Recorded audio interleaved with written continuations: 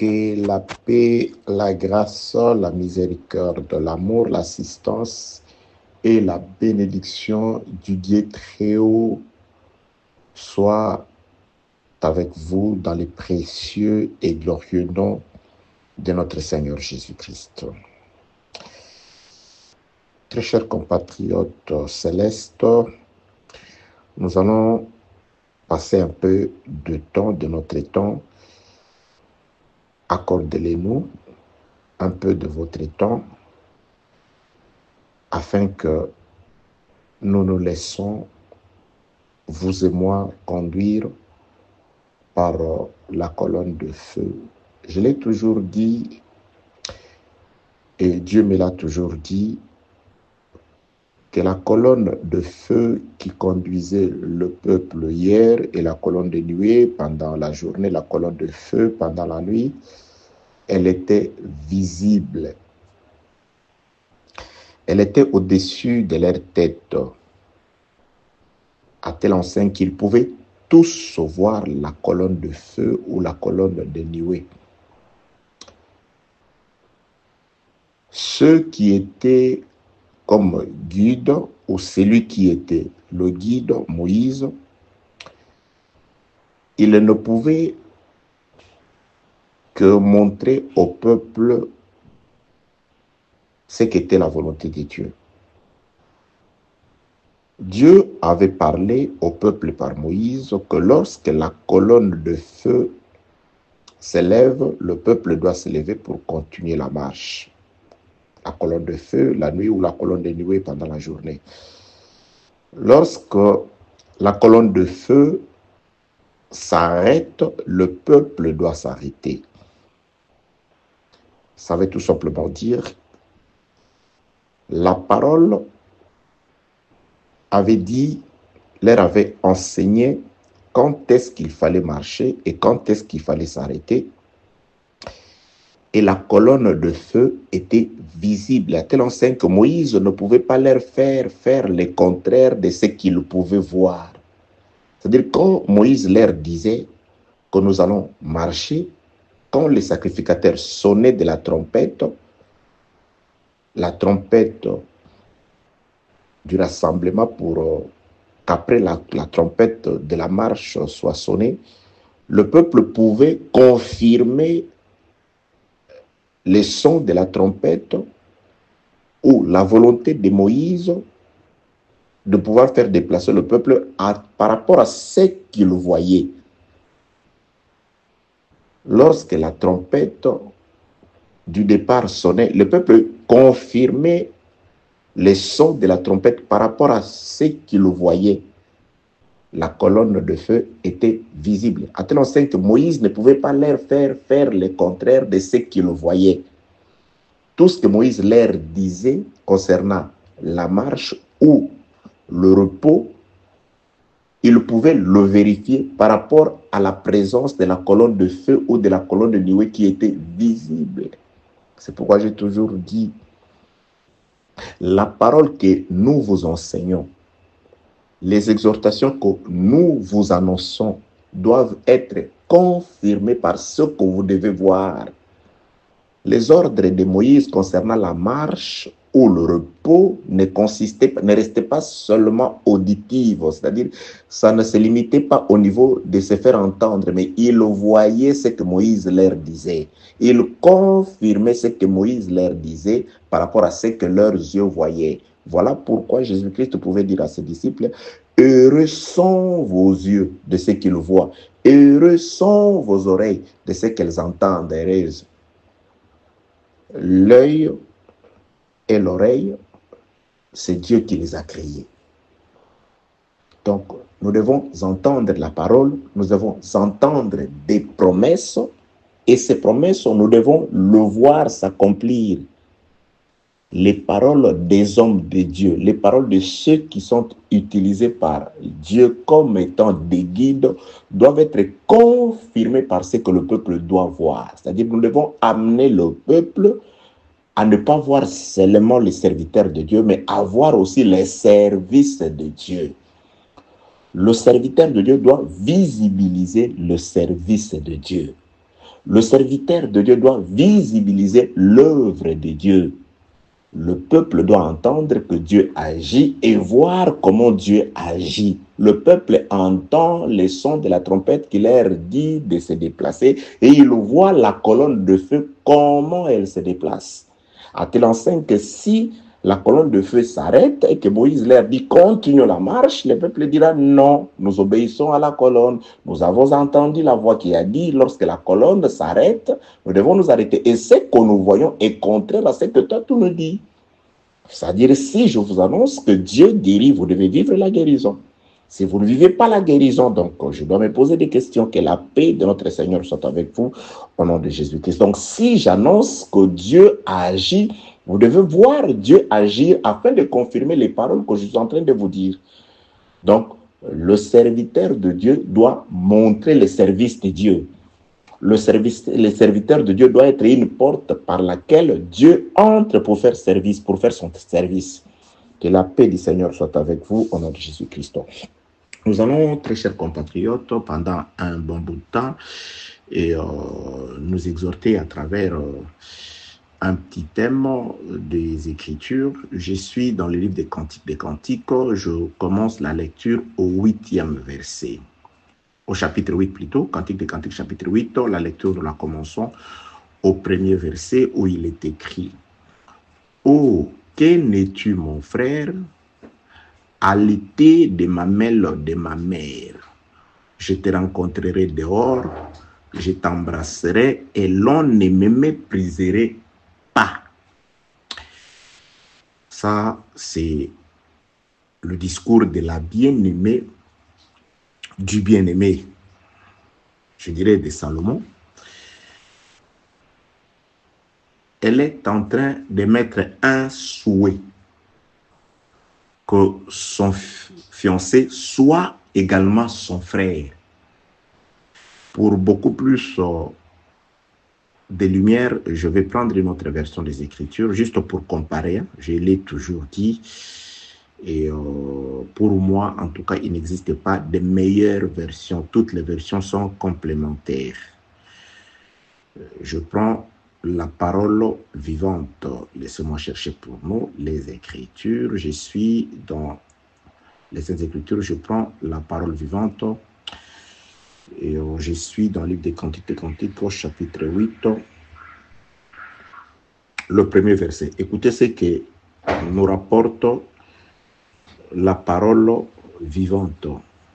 Ah, si seulement tu étais mon frère, nourri au sein de ma mère, dehors quand je te rencontrerai, je pourrais t'embrasser et les gens ne me mépriseraient pas. Ça dit la même chose, mais ici, il y a beaucoup plus de clarification pour la compréhension du texte. La première version, Louis II, que nous avons lu, parle « Oh, que n'es-tu mon frère ?» C'est-à-dire, c'est un souhait. Si tu étais mon frère, c'est-à-dire, la femme, la fiancée souhaite que son fiancé soit également son frère. Et elle explique, le frère avec qui ils ont été allaités par la même mère, avec qui elles ont allaité le même sein, par le même sein.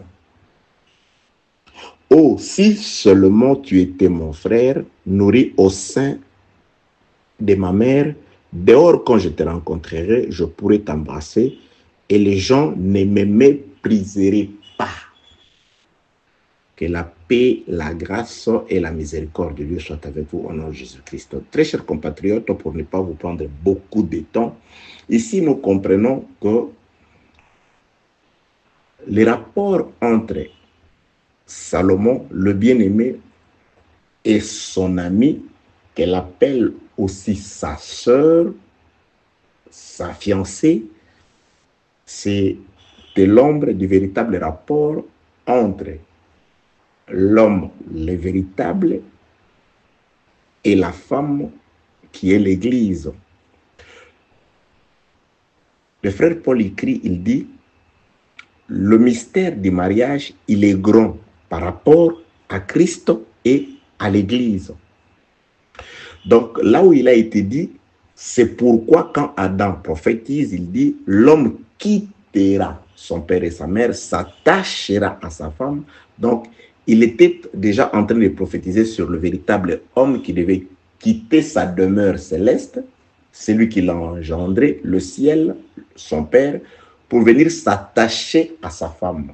Aujourd'hui, il s'est attaché à nous par l'enseignement au moyen du Saint-Esprit qui sert de sceau dans notre cœur. Christ reste attaché à nous parce qu'il a quitté, il est venu nous trouver sur la terre. Donc c'était une prophétie. Que la paix de notre Seigneur soit avec vous au nom de Jésus-Christ. Donc si Salomon parle, ou la femme de Salomon prophétise sur son souhait qu'elle a par rapport à son fiancé, il ou elle désire, si seulement son fiancé était également son frère. Nous allons nous limiter aujourd'hui par là. Donc, un amour normalement décrit par Moïse comme incestueux. Parce que dans la loi, nous allons voir cela dans la Sainte Écriture, cet amour-là est prohibé. Amour entre frères et sœurs, elle est prohibée. Voilà pourquoi la fiancée dit, je te rencontrerai dehors. Là, je t'embrasserai et on ne me mépriserait pas. C'est-à-dire, dedans, dans la maison, dans la ville, cet amour-là, il est scandaleux. C'est un amour rempli de mépris. Donc, c'est-à-dire, si la fiancée fait cet acte-là sur son fiancé, qui est son frère, elle serait méprisée. On ne l'accepterait pas. Parce que dans la maison, Moïse n'a pas accepté ça. Donc, Dieu, dans la loi, n'a pas accepté un tel amour. Tu ne prendras pas pour femme ta sœur, ni la fille de ton père ou de ta mère. Vice-versa. Donc, c'est un amour prohibé, un amour rempli de mépris. C'est pourquoi, Cantique des Cantiques, chapitre 8, le verset 1er, elle aimait son souhait d'être avec son frère et elle complète, elle dit, je te rencontrerai dehors, en dehors du système, en dehors de la loi. Là, quand je t'embrasserai, là, dehors, on ne me mépriserait pas. Parce que dans la maison, dans la ville, c'est un amour rempli de mépris. Que la paix, la grâce et la miséricorde de Dieu soient avec vous au nom de Jésus-Christ. Donc là, je viens déjà d'expliquer le texte par rapport à ce petit verset. C'est que j'ai toujours dit, il y a un verset qui peut résumer toute la Bible. Les Écritures, c'est comme ça. C'est une sémence. C'est comme un petit grain de sénévé, certains passages des Écritures. Vous le mettez à terre, le plus petit de tous les grains, et quand ça pousse, c'est le plus grand de tous les arbres. Que la paix du Seigneur soit avec vous au nom de Jésus-Christ, un arbre qui va abriter et les oiseaux et les animaux de la terre. Paix de Dieu sur vous au nom de Jésus-Christ. Je retourne dans le livre, je suis toujours, je voulais dire, dans l'explication du texte, très chers compatriotes. Vous avez compris les souhaits de cette sœur. Que n'es-tu mon frère? Ou si seulement tu étais mon frère, je te rencontrerai dehors. Là, je t'embrasserai dehors. C'est un amour qui doit se faire dehors. Car dans la maison, c'est un amour méprisé, prohibé. Moïse l'a interdit. Moïse l'a profané. On vous mépriserait si vous faites un tel acte dans la maison. Donc c'est un amour, déjà nous comprenons. Quand elle aimait ses désirs, donc elle a envie de pouvoir tirer son amoureux, son fiancé dehors. Ils ne doivent pas rester dans la maison. C'est un amour qui doit se faire dehors. Mais aujourd'hui, il y a des gens qui vont chercher l'époux dans la maison où cet acte-là a été prohibé. Que la paix de notre Seigneur soit avec vous en nom de Jésus-Christ. L'évangile est merveilleux, tout simplement merveilleux. Pourquoi cette sœur insiste-t-elle et met-elle un tel souhait d'avoir pour fiancé son frère? Ah oui, tout ce que la femme dit elle l'entend de son mari ou de son fiancé. Bien-aimé, cette bien-aimée ne pouvait pas dire une telle chose si elle ne l'avait pas aussi écouté de son fiancé. C'est-à-dire, la femme ne répète que ce que dit le fiancé. C'est pourquoi l'Église, c'est le reflet de l'époux sur la terre. C'est par l'Église que les esprits impurs, les forces de ce monde des ténèbres connaîtront la sagesse infiniment variée de Dieu. C'est par nous. Si on dit que Dieu est puissant, la puissance de Dieu doit se manifester par nous. Lorsque Josué a envoyé les 2 espions pour aller espionner, les 2 espions pour aller s'enquérir sur la situation de Jéricho, quand ils sont arrivés sur place là-bas à Jéricho,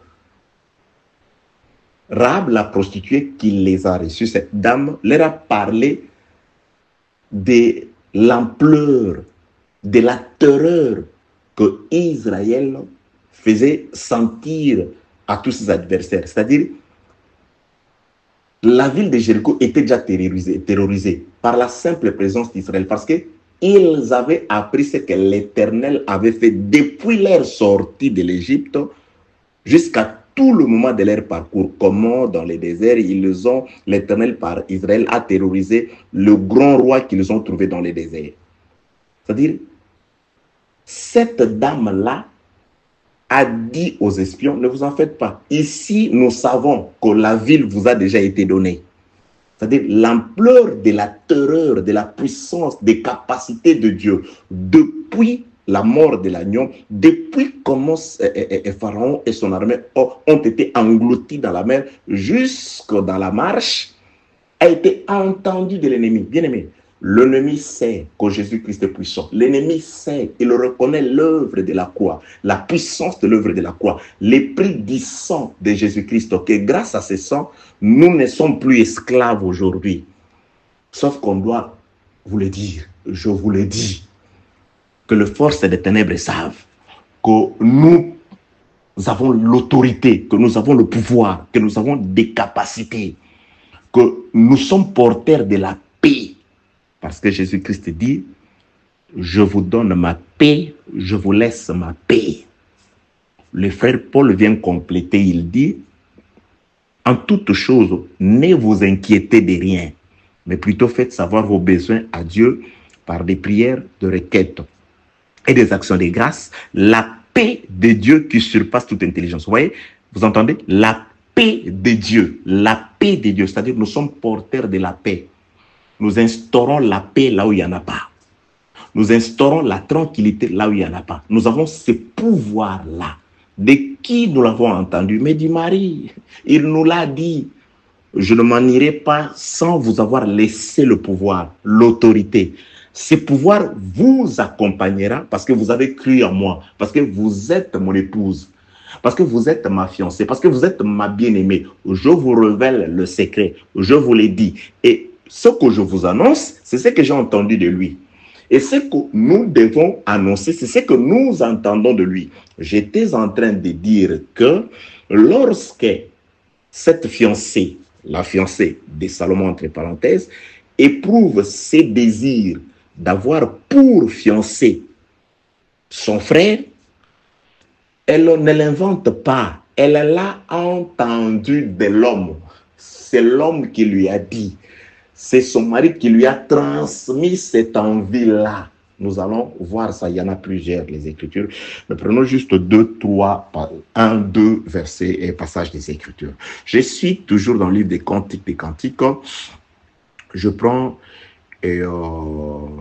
attendez, Bible, voilà, Cantique des Cantiques, je suis Cantique 4, le 4e chapitre. Cantique des Cantiques, chapitre 4. Le verset 9 d'abord. Tu me ravis le cœur, ma fiancée. Donc ici, l'homme qui parle. 8, c'est la fiancée qui parle. C'est pourquoi j'ai toujours dit, très chers compatriotes célestes, qui se dit être de Jésus, mais qui n'aime pas la parole, c'est un menteur. Parce que le mystère du mariage qui est grand par rapport à Christ et à l'Église, dans l'ombre ici, Salomon parle et la femme parle aussi. Dieu nous parle de plusieurs manières. La prédication, là, Dieu est en train de vous parler. L'exhortation, il parle. Dieu peut vous parler par prophétie, par parole de connaissance. Dieu peut vous parler de diverses manières. Mais nous n'avons qu'une seule façon de parler à Dieu, c'est par la prière. C'est pourquoi la parole, c'est la prière de Dieu pour l'homme. C'est que Dieu veut que tu fasses pour lui. Il te le dit dans la parole. Comment Dieu veut que tu te comportes pour lui. Dieu prie l'homme. Je t'en prie, je vous en prie, faites ceci, vous vivrez. Et la prière, c'est la prédication de l'homme à Dieu. C'est que Dieu veut que, c'est que plutôt l'homme veut que Dieu fasse pour lui. Ça, c'est la même chose. Là, Dieu est en train de vous prier. Il est en train de vous dire ce qu'il voudrait que vous soyez pour lui. Ce qu'il voudrait que vous fassiez sur la terre pour lui, pour sa gloire. Ce qu'il voudrait, comment il voudrait que vous vous comportiez sur la terre pour sa gloire. Dieu, dans la prédication, il vous fait sa prière. Il vous adresse sa prière. Et pendant le temps de la prière, vous adressez aussi à Dieu ce que vous voudriez que Dieu fasse pour vous. Voilà. Que la paix de notre Seigneur soit avec vous au nom de Jésus-Christ. Cantique des Cantiques, chapitre 8. Là, c'est la femme qui parlait de l'homme. Et chapitre 4, c'est l'homme qui parle à la femme. Ce que l'homme dit de la femme, c'est ce que la femme dit de son homme aussi. Que la paix de notre Seigneur soit avec vous au nom de Jésus-Christ. Dieu est merveilleux. Le thème, c'est ma sœur, virgule, ma fiancée. La fiancée, c'est aussi la sœur. Ça, c'est le désir de la femme. Si seulement tu étais mon frère à l'été du sein de ma mère, je te rencontrerai dehors. Je t'y embrasserai dehors. On ne me mépriserait pas dehors. Pourquoi? Parce que ce mariage est prohibé, cette relation est prohibée dedans. Par rapport à la maison, Israël, c'est les gens de la maison. Nous, c'est le peuple dit dehors. Cet mariage n'est possible, n'est admissible, n'est sans mépris que dehors. C'est pourquoi Jésus doit aller dehors. Il doit être crucifié hors de la ville.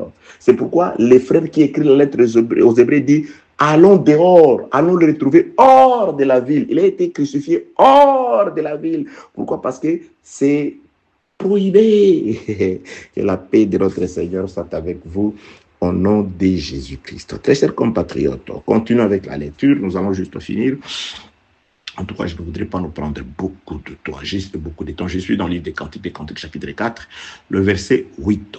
Tu me ravis le cœur, ma sœur, virgule, ma fiancée. Tu me ravis le cœur par l'un de tes regards, par l'un des colliers de ton cou. Tu me ravis le cœur. Et la version est toujours parole vivante. C'est la même chose, hein, mais il emploie une autre expression. Attendez, oui, parole vivante. Cantique des Cantiques, chapitre 4, le verset. Et attendez. Cantique des Cantiques, chapitre 4, le verset 9. Voilà. Tu me fais perdre la tête. Ça. Tu me fais perdre la tête. Oui, très chers compatriotes. Qui fait perdre la tête à l'homme? C'est sa fiancée qui est sa sœur. Tu me fais perdre la tête. Il dit ici, tu m'as ravi, tu m'as volé le cœur. C'est-à-dire, quand un homme a le cœur ravi, quand on lui a ravi le cœur, c'est-à-dire, l'homme ne pense qu'à la femme. Tout ce que l'homme pense, c'est pour le bien-être de sa femme. C'est un amour qui lui a fait perdre la tête. Oui, c'est une chose inconcevable. Un homme qui va accepter de mourir pour une femme, non, ça ne s'explique pas. Chez moi, on dirait, mais tu es malade. Il est malade, cet homme-là. Voilà, il est mort pour cette femme. Il s'est suicidé pour la femme. Mais maintenant, regarde la femme là. Parfois, nous abandonnons celui qui est mort pour nous afin de pouvoir nous adonner à un autre. c'est-à-dire aux œuvres de la chair, c'est-à-dire au diable. C'est lui qui a fait cette histoire, c'est lui qui a perdu la tête à cause de nous. C'est lui dont le cœur a été ravi. Par qui? Par sa fiancée qui est aussi sa sœur. Au Cantique des Cantiques 8, verset 1, dit « Si seulement tu es mon frère ». C'est-à-dire, le fait qu'il soit son frère, virgule, sa fiancée, il va faire quelque chose que Moïse a prohibé. Moïse a dit, mais moi je vous dis, Moïse a dit, tu n'aimeras pas ta sœur, tu ne prendras pas ta sœur, mais moi je vous dis. Moïse a dit, tu aimeras ton frère, mais tu haïras ton ennemi. Mais moi je vous dis, tu aimeras et ton frère, tu aimeras et ton ennemi, tu vas les aider. Donc c'est-à-dire, sa sœur et sa fiancée lui a fait perdre la tête, lui a ravi le cœur, source de toute pensée. C'est pourquoi j'ai dit aujourd'hui, qui veut voir la tête du Seigneur? C'est dans l'église. C'est au pied de Delilah. Il a tellement aimé à cause de l'amour, il lui a ouvert son cœur. Où est-ce qu'il avait la tête? Posée sur les genoux de Delilah. Samson n'a plus, il a résisté, il pouvait résister au monde, il pouvait détruire toutes les armées du monde. Mais devant la femme, pour l'amour, par amour, elle a ouvert son cœur au risque et péril de sa vie. Cette ouverture de cœur va lui faire perdre réellement la tête, les yeux. Il deviendra serviteur. Les grands Samson, je parle de Samson, les grands Samson deviendra serviteur. Il va commencer à produire du blé dans la prison pour les Philistins, pour les étrangers, à cause de l'amour. Un amour qui lui a fait perdre la tête, ce qui était comme un secret, qui le rendait invulnérable. Mais à cause d'amour, le grand Samson est devenu vulnérable. Celui qui faisait terroriser les tout-puissants devant lesquels il pouvait juste demander, qui cherchez-vous? Jésus de Nazareth. Il tombait comme devant le grand et puissant Samson. Mais à cause de la femme, de la sœur et de la fiancée, il a perdu la tête. Pourquoi? Parce que la tête a été posée sur le pied de la femme. Tu m'as ravi le cœur, bien-aimé.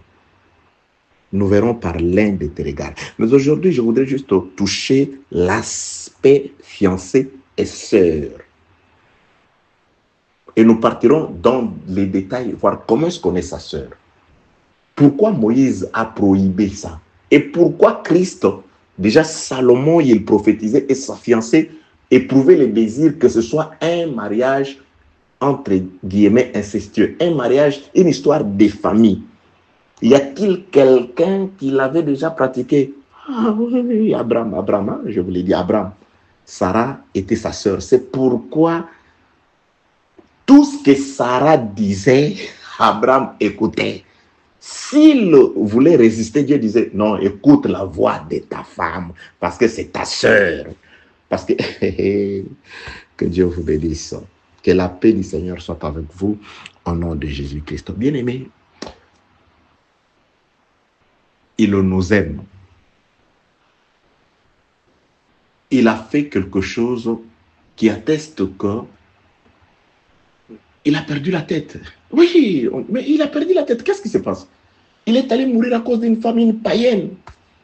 Il est allé à cause d'une femme qui ne la connaît même pas, qui ne la respecte pas. Oui, il a fait ça.